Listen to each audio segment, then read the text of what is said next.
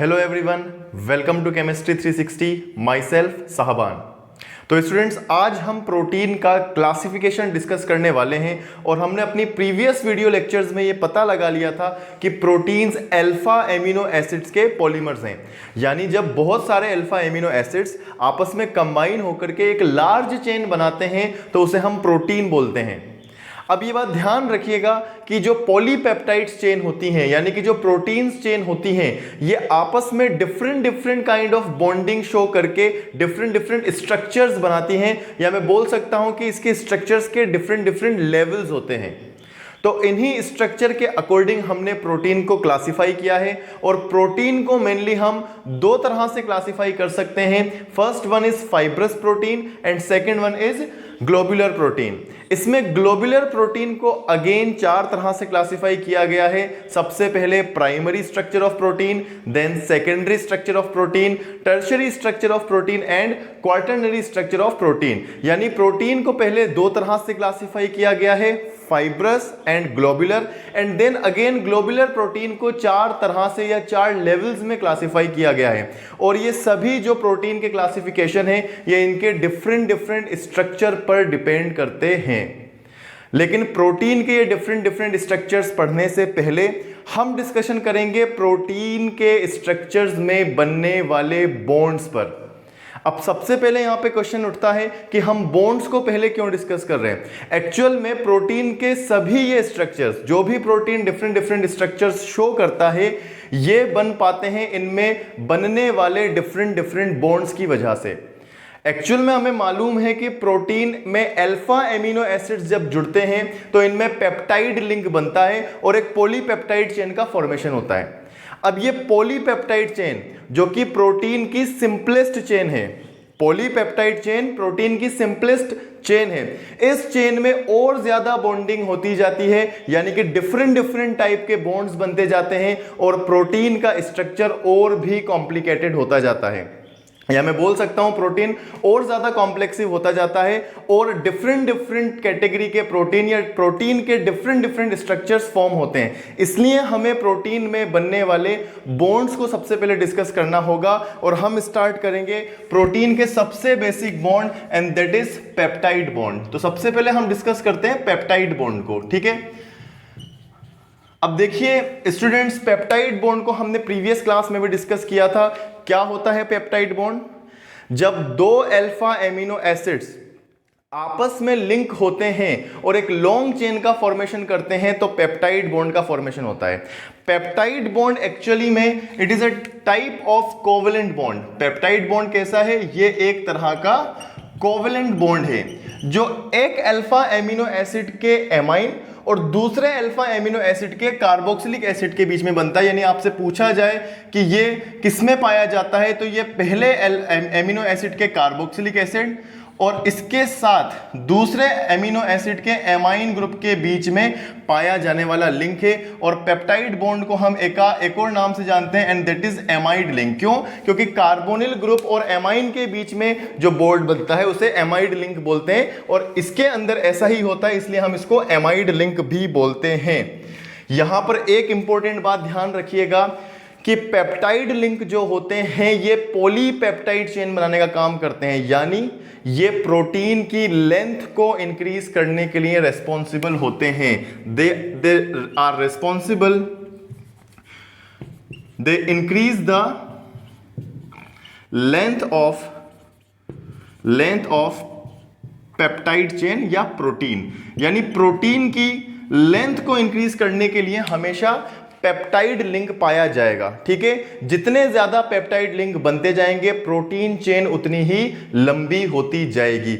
एक बात मैं आपको और बता दूं, पेप्टाइड लिंक या पेप्टाइड बॉन्ड प्रोटीन के हर स्ट्रक्चर में पाया जाता है, यानी कि प्रोटीन का फाइब्रस स्ट्रक्चर हो या प्रोटीन का ग्लोबुलर प्राइमरी, सेकेंडरी, टर्शियरी या क्वार्टरनरी स्ट्रक्चर हो, सभी के अंदर पेप्टाइड बॉन्ड या पेप्टाइड लिंक जरूर पाया जाएगा। Peptide link is found Peptide link is found in all structures of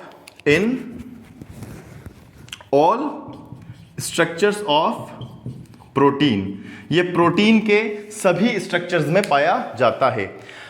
इस पॉलीपेप्टाइड चेन को हम एक बार फिर से देख लेते हैं। हमने प्रीवियस वीडियो लेक्चर्स में भी देखा था कि किस तरह एक अल्फा एमिनो एसिड का कार्बोनिल ग्रुप दूसरे अल्फा एमिनो एसिड के एमाइन से जुड़ता है और इसमें कार्बोनिल और एमाइन के बीच में लिंक बनता है जिसको हम पेप्टाइड लिंक बनते हैं और इस तरह से एक लंबी चेन बनती जाती है जिसको हम पॉलीपेप्टाइड या प्रोटीन बोलते हैं। ठीक है, तो याद रखिए पॉलीपेप्टाइड बॉन्ड या पॉलीपेप्टाइड लिंक प्रोटीन में बनने वाला सबसे बेसिक बॉन्ड है जिससे प्रोटीन की चेन का फॉर्मेशन होता है और ये सभी स्ट्रक्चर्स में पाया जाता है। ठीक है, अब जो सेकंड बॉन्ड हम पढ़ेंगे, ये बॉन्ड हम पहले भी पढ़ चुके हैं। सेकंड बॉन्ड जो हम पढ़ेंगे जो प्रोटीन्स के स्ट्रक्चर्स में पाया जाता है, that bond is disulphide bond. इसको क्या बोलेंगे हम? Disulphide bond.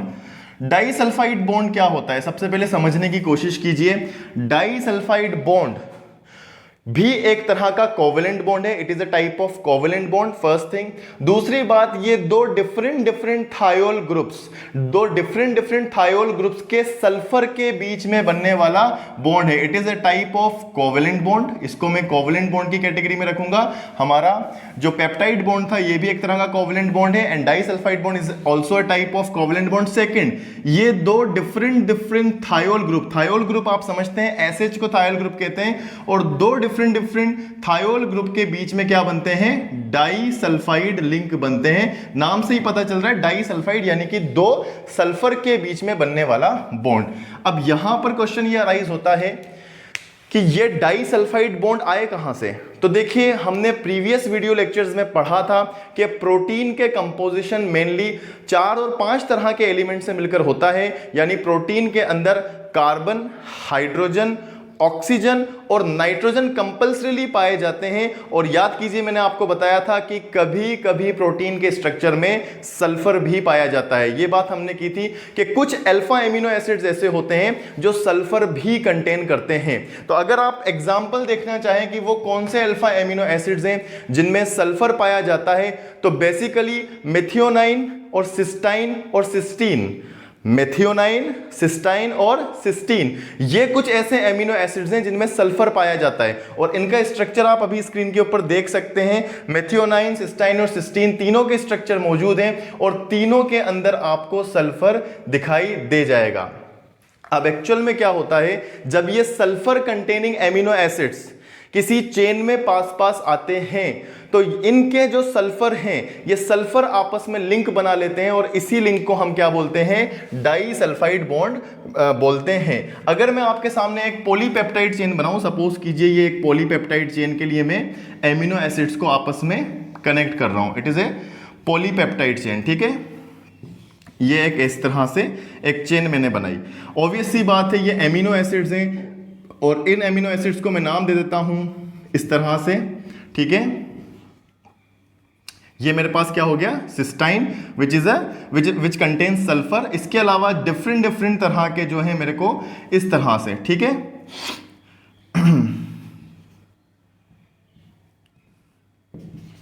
इस तरह से मैं लिख सकता हूं इनके बारे में।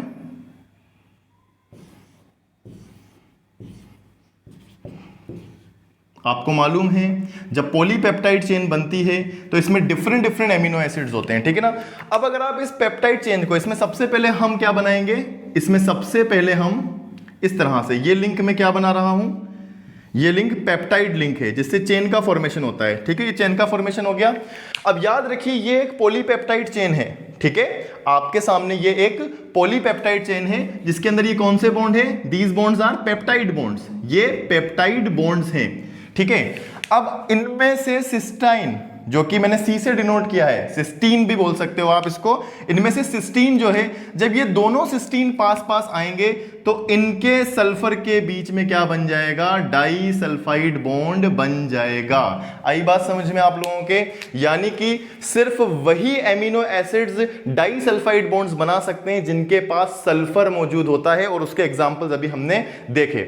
यहां पर एक बात और क्लियर कर दूं कि disulphide bonds same peptide chain के अंदर भी पाए जा सकते हैं। मतलब एक ही पॉलीपेप्टाइड चेन के दो अल्फा एमिनो एसिड्स के बीच में भी डाइसल्फाइड बॉन्ड पाया जा सकता है, और दो अलग अलग चेन्स के सिस्टीन या सल्फर कंटेनिंग एमिनो एसिड्स के बीच में भी डाइसल्फाइड बॉन्ड पाया जा सकता है, जैसा कि आपकी स्क्रीन पर है। आपकी स्क्रीन में जो पॉलीपेप्टाइड चेन है, इसमें same sulphur containing amino acids यानी कि सिस्टाइन के बीच में भी सल्फाइड बॉन्ड पाया जा रहा है, डाइसल्फाइड बॉन्ड पाया जा रहा है same alpha amino acid chain के अंदर, और दो अलग अलग अल्फा एमिनो एसिड्स की चेन में भी दो अलग अलग सिस्टीन में डाइसल्फाइड बॉन्ड पाया जाता है। यानी कि जरूरी नहीं है कि डाइसल्फाइड बॉन्ड एक ही चेन के दो सिस्टीन के बीच में या एक ही चेन के दो मिथियोनिन के बीच में बने, ऐसा जरूरी नहीं है। दो अलग अलग पॉलीपेप्टाइड चेन्स के बीच में भी डाइसल्फाइड बॉन्ड बन सकता है। क्यों, मैंने ऐसा क्यों बोला? क्योंकि अभी हम बात कर रहे थे पेप्टाइड बॉन्ड की। पेप्टाइड बॉन्ड हमेशा लेंथ को बढ़ाता है और सेम चेन के अंदर पाया जाता है। दो अलग अलग चेन्स के अंदर या दो अलग अलग पॉलीपेप्टाइड चेन्स के अंदर कभी भी पेप्टाइड लिंक नहीं पाया जाएगा, लेकिन डाइसल्फाइड लिंक सेम चेन के अंदर भी पाया जा सकता है और दो डिफरेंट के अंदर भी पाया जा सकता है। तो मैं क्या लिख सकता हूं डाइसल्फाइड के लिए? Only sulphur containing amino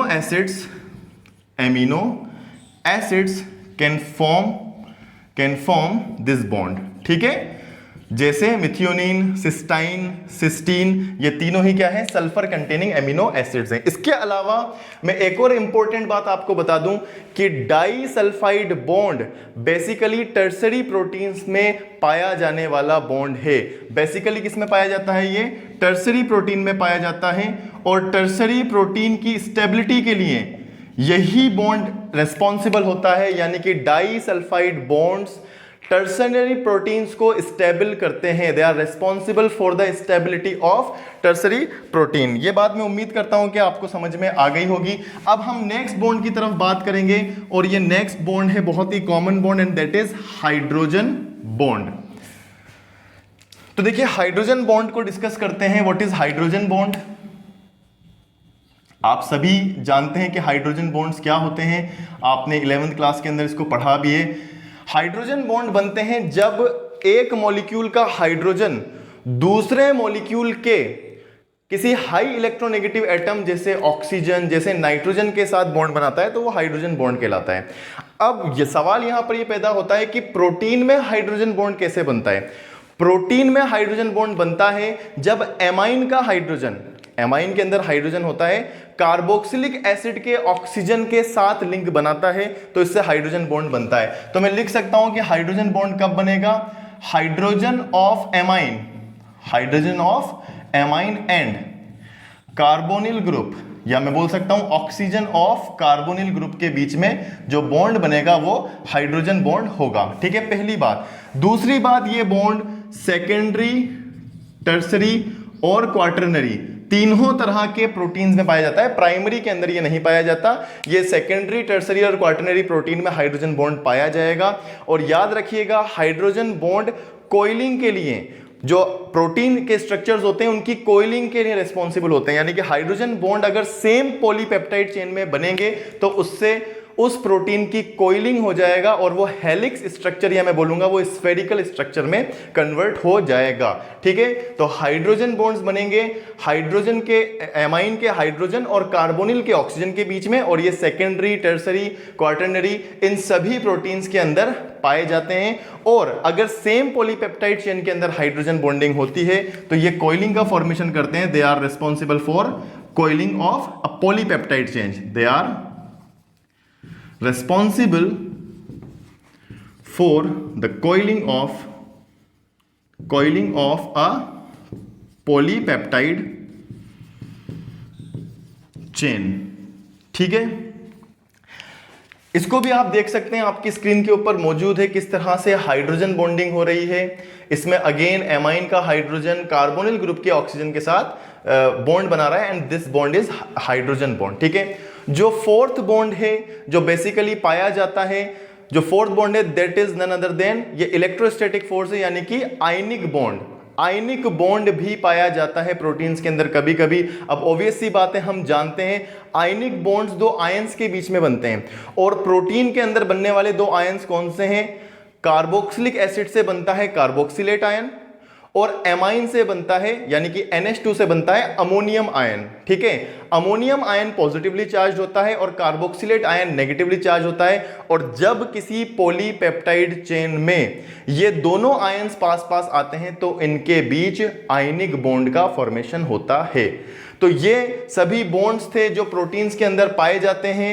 again मैं आपको बता दूं कि प्रोटीन्स के अंदर बहुत सारे बॉन्ड्स पाए जाते हैं, बहुत सारे बॉन्ड्स का फॉर्मेशन होता है और वो बॉन्ड्स कुछ इस तरह से हैं। इनके अंदर मेनली पाए जाएंगे पेप्टाइड बॉन्ड, उसके अलावा hydrogen bond, disulphide bond, ionic bond और कभी कभी इनमें हाइड्रोफोबिक बॉन्ड्स भी पाए जाते हैं। तो ये बॉन्ड थे जो प्रोटीन्स के स्ट्रक्चर में पाए जाते हैं। अब देखिए होता क्या है, प्रोटीन के अंदर इन डिफरेंट बॉन्ड्स के फॉर्मेशन की वजह से डिफरेंट स्ट्रक्चर का फॉर्मेशन होता है। यानी प्रोटीन का प्राइमरी, सेकेंडरी, टर्सरी और क्वार्टरनरी प्रोटीन इस तरह के बॉन्ड्स के फॉर्मेशन की वजह से पॉसिबल हो पाता है, जिसको हम आगे पढ़ने वाले हैं। तो चलिए पढ़ते हैं प्रोटीन का क्लासिफिकेशन या हम कह सकते हैं प्रोटीन का स्ट्रक्चर। अब देखिए, जैसा कि हमने पढ़ा कि प्रोटीन के दो स्ट्रक्चर्स पाए जाते हैं। सबसे पहला है फाइब्रस प्रोटीन और दूसरा है ग्लोबुलर प्रोटीन। एंड अगेन हमने ग्लोबुलर प्रोटीन को क्लासिफाई किया प्राइमरी, सेकेंडरी, टर्सरी और क्वार्टरनरी प्रोटीन में। तो सबसे पहले हम डिफरेंस जानने की कोशिश करते हैं फाइब्रस प्रोटीन में और ग्लोबुलर प्रोटीन में। क्या डिफरेंस होता है फाइब्रस प्रोटीन में, क्या होते हैं फाइब्रस प्रोटीन और क्या होते हैं ग्लोबुलर प्रोटीन, चलिए जानते हैं। देखिए, फाइब्रस प्रोटीन की बात करते हैं। सबसे पहले फाइब्रस प्रोटीन, अपने नाम से ही पता चल रहा है कि ये प्रोटीन कैसे होंगे, फाइबर लाइक या थ्रेड लाइक प्रोटीन्स होंगे, यानी कि धागे की तरह इसमें स्ट्रक्चर्स पाए जाएंगे प्रोटीन के, तो इसको हम फाइब्रस प्रोटीन कहेंगे। तो सबसे पहली बात ये कि फाइब्रस प्रोटीन के स्ट्रक्चर में कैसा स्ट्रक्चर होता है इनका, थ्रेड लाइक और फाइबर लाइक स्ट्रक्चर इनका पाया जाता है। एक्चुअल में फाइबर प्रोटीन्स को स्क्लेरोप्रोटीन्स भी कहते हैं। Fibre proteins are also known as scleroprotein. Scleroprotein क्यों कहते हैं ये हम आगे इसको जानेंगे। स्क्लेरोप्रोटीन क्यों कहा जाता है इसका डिस्कशन हम आगे कहेंगे, लेकिन हम अभी बोल सकते हैं कि they are also known as scleroprotein. अब मेन बात क्या है कि जब फाइब्रस प्रोटीन का फॉर्मेशन होता है तो बहुत सारी पॉलीपेप्टाइड चेन एक दूसरे के पैरेलल अरेंज रहती हैं। यानी मैं बोल सकता हूं when many polypeptide chains run parallel then fibrous proteins are obtained. When many polypeptide chains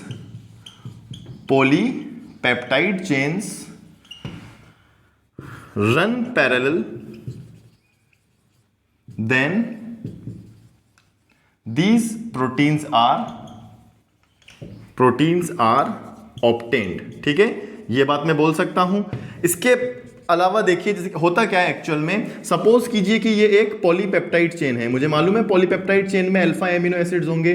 ठीक है, अब इसके नीचे आने वाली पॉलीपेप्टाइड चेन जो है वो भी इस तरह से इसके पैरेलल रन होगी और इनके बीच में कोई स्पेसिफिक बॉन्ड पाया जाए ऐसा जरूरी नहीं है। या और इजी वे में मैं आपको दिखाना चाहूं तो इस तरह से पॉलीपेप्टाइड चेन्स एक दूसरे के पैरेलल रन होंगी तो किसका फॉर्मेशन होगा, फाइब्रस प्रोटीन का फॉर्मेशन होगा। ठीक है, इसके अलावा अगर अपन बात करें फाइब्रस प्रोटीन की तो याद रखिएगा they are insoluble in water.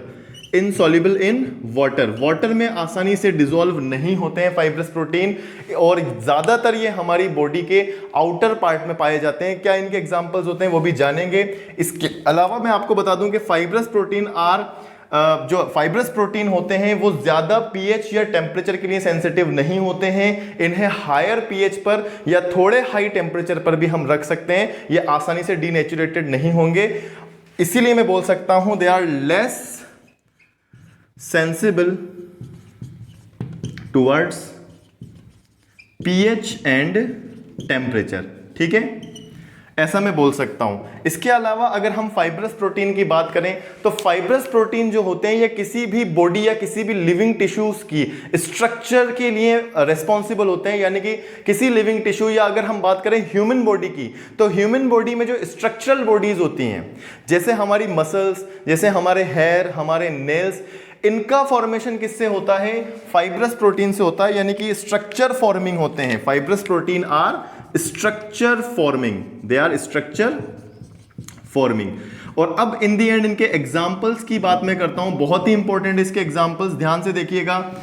Myosin is a fibre protein, actin, ठीक है, कैलोजिन, इसके अलावा मायोसिन, कैलोजिन, केराटिन, ये सभी फाइब्रस प्रोटीन है। एक्चुअल में केराटिन जो है ये हमारे हेयर में पाया जाने वाला प्रोटीन है, और मायोसिन जो है ये हमारी मसल्स में पाया जाने वाला प्रोटीन है। और ये सभी जो है actin, myosin, keratin, collagen, they all are examples of fibrous protein. Fibrous protein का स्ट्रक्चर आपकी बोर्ड पर भी मौजूद है। फाइब्रस प्रोटीन के अंदर जो पॉलीपेप्टाइड चेन्स होती हैं ये एक दूसरे के पैरेलल अरेंज्ड होती हैं। ये फाइबर लाइक या थ्रेड लाइक स्ट्रक्चर्स होते हैं। They are insoluble in water, और ये हमारी बॉडी का स्ट्रक्चर का फॉर्मेशन करते हैं। एग्जांपल्स हैं मायोसिन, एक्टिन, इसके अलावा कोलेजन एंड मेनी अदर्स, ठीक है। अब जो सेकंड प्रोटीन है दैट इज ग्लोबुलर प्रोटीन। जो सेकंड प्रोटीन हम डिस्कस करेंगे दैट इज ग्लोबुलर प्रोटीन। तो चलिए ग्लोबुलर प्रोटीन की बात करते हैं। देखिए ग्लोबुलर प्रोटीन क्या होता है,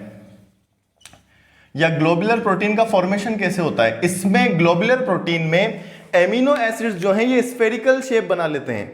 ये स्फेरिकल शेप बना लेते हैं या ग्लोब की तरह शेप बना लेते हैं, जिससे कि ऐसा लगता है कि हमने बहुत छोटे छोटे मोतियों को या मोतियों की मालाएं बनाई हैं, ठीक है। तो ग्लोबुलर प्रोटीन में जो प्रोटीन का शेप होता है वो स्फेरिकल होता है। They have spherical shape, they have spherical shape, ठीक है, स्फेरिकल शेप है। जबकि अभी अभी हमने पढ़ा कि फाइबर प्रोटीन का कैसा स्ट्रक्चर होगा, थ्रेड लाइक स्ट्रक्चर, ये धागे की तरह होंगे, ठीक है।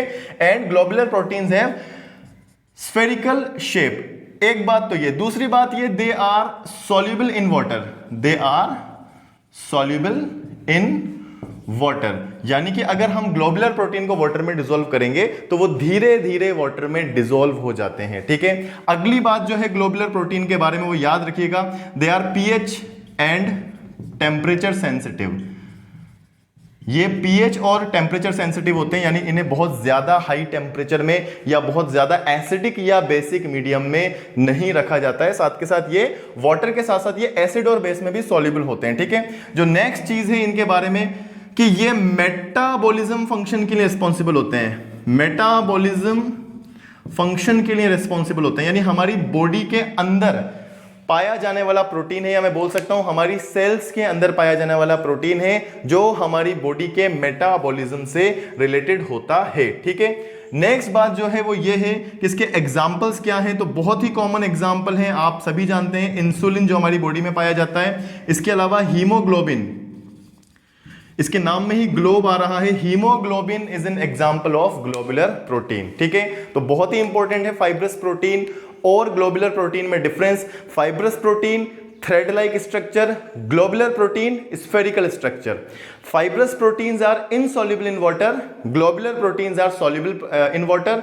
Fibrous proteins are very less pH sensitive, globular protein are more sensitive towards pH and temperature. इसी तरह फाइब्रस प्रोटीन जो है ये स्ट्रक्चरल फॉर्मेशन करते हैं, जबकि ग्लोबुलर प्रोटीन मेटाबॉलिज्म से रिलेटेड होते हैं। फाइब्रस प्रोटीन के एग्जांपल हैं एक्टिन, मायोसिन, और ग्लोबुलर प्रोटीन के जो है एग्जांपल्स हैं वो है हीमोग्लोबिन और इंसुलिन, ठीक है। तो ये डिफरेंस था फाइब्रस प्रोटीन में और ग्लोबुलर प्रोटीन में। अब हमें आगे जो क्लासिफिकेशन पढ़ना है that is classification of globular protein. तो चलिए ग्लोबुलर प्रोटीन के क्लासिफिकेशन के बारे में बात करते हैं। देखिए ग्लोबुलर प्रोटीन का क्लासिफिकेशन क्या कहता है कि इसमें 4 लेवल्स होते हैं। एक्चुअल में इनको क्लासिफिकेशन कहने की जगह बेटर होगा कि हम इनको 4 लेवल्स बोलें। पहला लेवल है प्राइमरी स्ट्रक्चर, देन सेकंड है secondary, then tertiary structure and in the end quaternary structure. 4 तरह के स्ट्रक्चर पॉसिबल्स हैं ग्लोबुलर प्रोटीन में। सबसे पहला जो प्रोटीन है that is primary structure. Primary structure of protein क्या होता है, ठीक है। मैं आपको पहले ही बता चुका हूं कि ग्लोबुलर प्रोटीन में एमिनो एसिड्स जो हैं वो स्फेयर के अंदर तब्दील हो जाते हैं या छोटे छोटे ग्लोब्स में या छोटी छोटी बोल्स में कन्वर्ट हो जाते हैं, ठीक है। अब एक्चुअल में क्या हो कि ऐसे ग्लोबुलर प्रोटीन जिसमें एमिनो एसिड्स जो स्फेरिकल शेप में हैं वो आपस में जुड़ करके एक लंबी पैरेलल स्ट्रेट चेन बनाते हो। कैसी चेन बनाते हो? एक स्ट्रेट चेन बनाते हो। तो इस तरह के जो प्रोटीन्स हैं वो क्या कहलाते हैं? प्राइमरी स्ट्रक्चर ऑफ प्रोटीन्स कहलाते हैं। जैसा कि आपके सामने देखिए, इसके अंदर क्या है कि अल्फा एमिनो एसिड्स ने आपस में क्या किया? बॉन्डिंग की। ऑफ कोर्स ये बॉन्ड कौन सा होगा? ये पेप्टाइड बॉन्ड होगा। ठीक है, पेप्टाइड बॉन्ड के थ्रू एक लंबी चेन बनी, और ये जो आपको एक सिंपल सा लीनियर स्ट्रक्चर दिखाई दे रहा है, यही क्या होगा? यही प्राइमरी स्ट्रक्चर कहलाएगा। यानी मैं क्या लिख सकता हूं? पहली बात about primary structure, they have simple linear chain of amino acids. ठीक है, दूसरी बात मैं आपको बता दूं कि प्राइमरी प्रोटीन्स में सिर्फ और सिर्फ पेप्टाइड बॉन्ड्स ही पाए जाते हैं। यानी इसके अंदर कौन कौन से बॉन्ड्स नहीं पाए जाते? ना तो इसमें हाइड्रोजन बॉन्ड होगा, ना ही इसके अंदर डाइसल्फाइड बॉन्ड होगा, ना ही कोई इलेक्ट्रोस्टैटिक यानी कि आयनिक बॉन्ड होगा, और ना ही इसमें हाइड्रोफोबिक बॉन्ड होगा। प्राइमरी प्रोटीन्स या प्राइमरी स्ट्रक्चर ऑफ प्रोटीन में सिर्फ और सिर्फ only peptide bonds are found. Peptide bonds are found. सिर्फ पेप्टाइड बॉन्ड्स पाए जाएंगे और सिर्फ इसके अंदर लीनियर स्ट्रक्चर पाया जाएगा प्रोटीन का। इसमें किसी भी तरह का कॉम्प्लिकेशन नहीं होगा। मैं बोल सकता हूं primary structures are the simplest structures of globular protein. ये सबसे कम कॉम्प्लेक्सिव या सबसे कम कॉम्प्लिकेटेड होते हैं। एक्चुअल में बहुत ही सिंपल स्ट्रक्चर है, तो मैं लिख सकता हूं वेरी लेस कॉम्प्लेक्सिव। क्या लिख सकता हूं इनके बारे में? Very less complexive. और एक बात और क्लियर कर दूं कि प्राइमरी स्ट्रक्चर से ही आगे चलकर के सेकेंडरी स्ट्रक्चर का फॉर्मेशन होता है। यानी प्राइमरी चेन जो है, जो कि एक लीनियर स्ट्रेट चेन है, इसके अंदर अगर आगे और बॉन्डिंग होगी तो उस बॉन्डिंग का नतीजा क्या होगा कि हमें सेकेंडरी, या और अगर हम आगे बॉन्डिंग कराएं तो हमें टर्सरी प्रोटीन मिलेगा। ठीक है, ये प्राइमरी स्ट्रक्चर के कुछ फीचर्स हैं। आपके सामने प्राइमरी प्रोटीन का स्ट्रक्चर मौजूद है, जिसके अंदर एक सिंपल सी चेन नजर आ रही है, इसको हम प्राइमरी स्ट्रक्चर बोलेंगे। इसके फौरन बाद अगर हम डिस्कस करें secondary structure of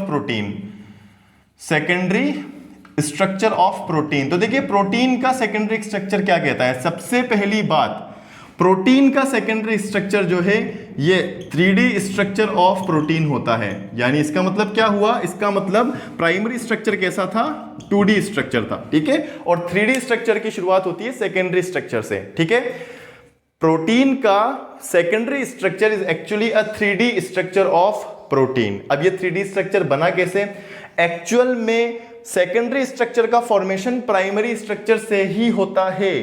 primary structure से कैसे होता है? ये जो आपको अल्फा एमिनो एसिड्स दिखाई दे रहे हैं, अगर इन एमिनो एसिड्स के बीच में, एक तो ये पेप्टाइड लिंक से जुड़े हुए हैं, इनके बीच में पेप्टाइड लिंक मौजूद है, अगर इन अल्फा एमिनो एसिड्स में पेप्टाइड बॉन्ड के अलावा हाइड्रोजन बॉन्डिंग भी हो जाए, तो हाइड्रोजन बॉन्डिंग होने से ये थोड़े कॉम्प्लेक्सिव हो जाएंगे। यानी अब ये स्ट्रेट चेन वाले लीनियर स्ट्रक्चर नहीं रहेंगे, और अब जो हाइड्रोजन बॉन्डिंग से मुझे ज्यादा कॉम्प्लिकेटेड स्ट्रक्चर मिलेगा वो क्या कहलाएगा? सेकेंडरी स्ट्रक्चर कहलाएगा। यानी कि मैं लिख सकता हूं इस सेकेंडरी स्ट्रक्चर के अंदर पेप्टाइड बॉन्ड के अलावा, पेप्टाइड बॉन्ड तो हमें सभी प्रोटीन के स्ट्रक्चर्स में बनाना है, क्योंकि पेप्टाइड बॉन्ड से प्रोटीन का फॉर्मेशन होता है, पॉलीमराइजेशन होता है। तो पेप्टाइड लिंक के अलावा और क्या पाए जाएंगे? इसमें हाइड्रोजन बॉन्ड्स भी पाए जाएंगे। ठीक है, किससे बनते हैं? दे आर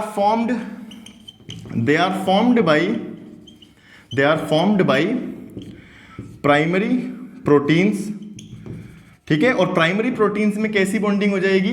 हाइड्रोजन बॉन्डिंग हो जाएगी, तो सेकेंडरी स्ट्रक्चर बनेगा। एक्चुअल में सेकेंडरी स्ट्रक्चर को दो तरह से क्लासिफाई किया गया है। यानी कि जब प्रोटीन का सेकेंडरी स्ट्रक्चर बनता है तो उसमें दो तरह की पॉसिबिलिटीज हैं। पहली पॉसिबिलिटी है अल्फा हेलिक्स स्ट्रक्चर, और सेकंड पॉसिबिलिटी है बीटा प्लेटेड शीट स्ट्रक्चर। मैं बोल सकता हूं कि सेकेंडरी प्रोटीन को दो तरह से क्लासिफाई किया गया है। First one is alpha helix और second one is beta pleated sheet structure. अब इसके अल्फा हेलिक्स और बीटा प्लेटेड शीट स्ट्रक्चर को डिस्क्राइब करने से पहले हम प्रोटीन के बचे हुए दो स्ट्रक्चर्स पढ़ेंगे, यानी कि टर्सरी और क्वाटरनरी स्ट्रक्चर्स भी पढ़ेंगे। जिसके लिए सबसे पहले हम पढ़ते हैं टर्सरी स्ट्रक्चर। तो अगेन याद रखिए कि टर्सरी स्ट्रक्चर का फॉर्मेशन किससे होगा? टर्सरी स्ट्रक्चर का फॉर्मेशन सेकेंडरी स्ट्रक्चर से ही होगा। इसका सीधा सीधा मीनिंग यह है कि सेकेंडरी स्ट्रक्चर अब और ज्यादा कॉम्प्लिकेटेड होगा। और ये कॉम्प्लिकेटेड कैसे होगा? कॉम्प्लिकेटेड होगा कि इसमें और ज्यादा बॉन्डिंग होगी। पहले पॉलीपेप्टाइड के थ्रू प्राइमरी स्ट्रक्चर बना, यानी सिर्फ पेप्टाइड लिंक थे तो प्राइमरी स्ट्रक्चर का फॉर्मेशन हुआ, और प्राइमरी स्ट्रक्चर में हाइड्रोजन बॉन्डिंग होने से सेकेंडरी स्ट्रक्चर का फॉर्मेशन हुआ। अब इस सेकेंडरी स्ट्रक्चर में जिसमें हाइड्रोजन बॉन्डिंग हो चुकी है, अगर इसमें डाइसल्फाइड लिंक बन जाए या इसमें आयनिक बॉन्ड्स का फॉर्मेशन हो जाए तो फिर किसका फॉर्मेशन होगा? फिर टर्सरी स्ट्रक्चर का, प्रोटीन के टर्सरी स्ट्रक्चर का फॉर्मेशन होगा। ठीक है, तो टर्सरी स्ट्रक्चर की अगर हम बात करें तो ये किससे होगा? ये मोर कॉम्प्लिकेटेड होता है प्राइमरी और सेकेंडरी से। प्राइमरी सबसे सिंपल प्रोटीन थे, उसमें बॉन्डिंग से थोड़ा कॉम्प्लिकेशन हुआ और क्या बना? कोइलिंग हुई, और कोइलिंग से सेकेंडरी स्ट्रक्चर बना। अब सेकेंडरी स्ट्रक्चर से भी ज्यादा कौन होंगे? कॉम्प्लेक्सिव कौन होंगे? टर्सरी स्ट्रक्चर होंगे। ठीक है, कॉम्प्लेक्सिव। इसमें कौन कौन से बॉन्ड पाए जाएंगे? देखिए, हाइड्रोजन बॉन्ड तो पहले से मौजूद है, पेप्टाइड बॉन्ड भी पहले से मौजूद है। इसके अंदर और कौन से बॉन्ड पाए जा सकते हैं? डाइसल्फाइड बॉन्ड पाया जाएगा, और कभी कभी इसमें इलेक्ट्रोस्टैटिक फोर्स, इलेक्ट्रोस्टैटिक फोर्स से क्या मीनिंग है? आयनिक बॉन्ड भी पाया जा सकता है। ठीक है, यानी टर्सरी स्ट्रक्चर जो होता है इसमें ऑलमोस्ट सभी बॉन्ड्स पाए जा सकते हैं। पेप्टाइड बॉन्ड तो पाया ही जाएगा, हाइड्रोजन बॉन्ड पाया जा सकता है, हाइड्रोजन बॉन्ड के अलावा डाइसल्फाइड बॉन्ड पाया जा सकता है, इलेक्ट्रोस्टैटिक और कभी कभी हाइड्रोफोबिक बॉन्ड भी पाया जा सकता है। यानी मैं बोल सकता हूं कि इसमें सभी तरह के बॉन्ड पाए जाएंगे, जैसा कि हमने अभी थोड़ी देर पहले इनके बारे में पढ़ा था। अब टर्सरी स्ट्रक्चर में होता क्या है? देखिए, ये क्या था? ये मेरे पास एक सिंपल प्राइमरी प्रोटीन था, एक लीनियर चेन थी, इसकी कोइलिंग हुई। इसकी क्या हुई?